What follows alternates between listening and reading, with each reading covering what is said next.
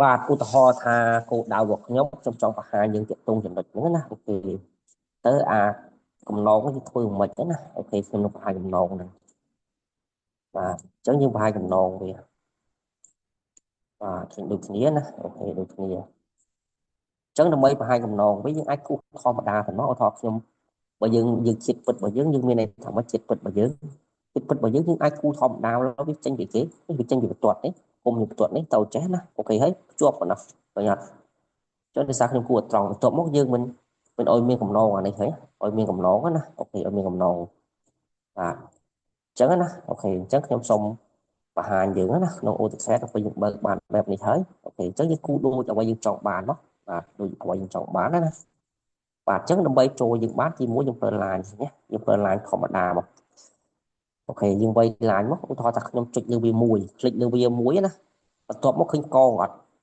បាទឃើញកងអញ្ចឹងយើងមើលមកនេះឃើញរូបយើងយើងចង់ឲ្យត្រង់ហ្នឹងនេះយើងមើលអានេះឃើញណាឃើញណាអញ្ចឹងបិទវាឃើញអត់ស្មើនឹង F8 ចុចលើវាមកឃើញត្រង់ទៅត្រង់អត់អញ្ចឹងបន្ទាប់មកយើងវាយប្រវែងចូលមកឧទាហរណ៍ថាឥឡូវយើងអត់ចង់បានប្រវែងនេះឃើញណាឬក៏យើងវាយប្រវែងនោះខ្ញុំសន្មតថា8ចុះស្រួលកាត់ណាខុសវា8ហើយចុច enter បាទ enter ខ្ញុំទាញមកឆ្វេងឧទាហរណ៍ខ្ញុំចង់បាន4ចុះហើយ enter ទៀតទៅមកខ្ញុំទាញទៅលាកមិញ8ខ្ញុំវាយ8 enter មកបន្ទាប់មកខ្ញុំទាញមក4វិញណាអូខេហើយ enter ទៅមកឃើញជាប់អត់អញ្ចឹងជាប់អត់ដែរយើងចង់ផ្ដាច់យកស្ពតមកយើងចុច enter ពីរដងឃើញអត់អញ្ចឹងបានរូបរាងរបស់យើងចង់បានណាឃើញរូបរាងរបស់យើងគាត់ថាយើងខុសអាកំណងអញ្ចឹងយើងចង់បានកំណងនេះអញ្ចឹងឧទាហរណ៍យើងចង់បានកំណងនេះធ្វើមិនបាទនេះយើងអាច select លើវានេះយើងជួអារូបរាងឃើញអត់ឃើញណាគេប្រើពាក្យ fillet ឃើញអត់ប្រើពាក្យ fillet យើងចុចលើវាអញ្ចឹងមក fillet អញ្ចឹង fillet យើងប្រើពាក្យ F ឃើញអត់អញ្ចឹងយើងអាចសាកចុចលើវាក៏បានដែរឃើញ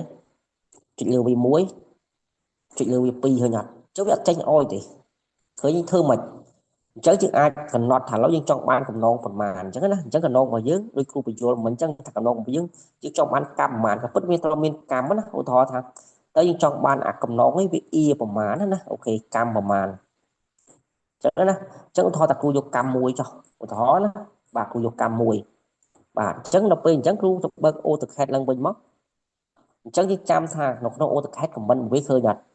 fillet អញ្ចឹងចាប់ដើមដល់អក្សរ F អញ្ចឹងក្នុងវាអក្សរ F យើងមិនបាច់ចូលតាមនេះក៏បានដែរវាយប៉ុណ្ណឹងមកហើយ enter បាទបន្ទាប់មកមើលឃើញមើលរៀងមកវាអត់អញ្ចឹងឃើញមើលអាក្រមមកទេ fillet ហ្នឹង select first object ឃើញអត់អញ្ចឹង undo polyline កម្មអញ្ចឹងយើងចង់បានកម្មអញ្ចឹងយើងវាយអក្សរ O ឃើញអត់អញ្ចឹងចាំថា comment នេះគឺវាយអាតួដើមវាចង់បានទី2វាយតួទី2ហើយខ្ញុំវាយអក្សរ O ហើយ enter ទៀតបាទអញ្ចឹងវាអុយឃើញវាអុយកម្មអត់ឥឡូវខ្ញុំចង់បានកម្មមួយយើងចង់បានហើយ enter ទៀតអញ្ចឹងខ្ញុំទៅចុចលើវាមួយមកឃើញអត់ចុចលើវាមួយចុចលើពីរដងឃើញមានកម្មអត់ហើយចង់បន្តអ្វីយើងកំពុងធ្វើណា enter តទៀតដល់តន់បានចំណុចហ្នឹងណាអូខេអញ្ចឹងដើម្បីបានអាម៉ៅដូចដៃយើងចុចអា ruler ណាយើងចុចលើ rule នេះអញ្ចឹងណានេះយើងចុចលើ rule នេះអូខេយើងចុចលើអាកូន clear ណាចុចលើអាកូន clear យើងចុចអាកូន clear មកបាទបន្ត comment ចុច enter យើងចុចកូន clear ជាប់មកយើងចុចបានដៃហ្នឹងឃើញអត់អញ្ចឹងបន្ត comment ទៅចុច enter មកអូខេតោះចំណុចហ្នឹងនេះទាក់ទងនឹងដាក់កំណងនេះ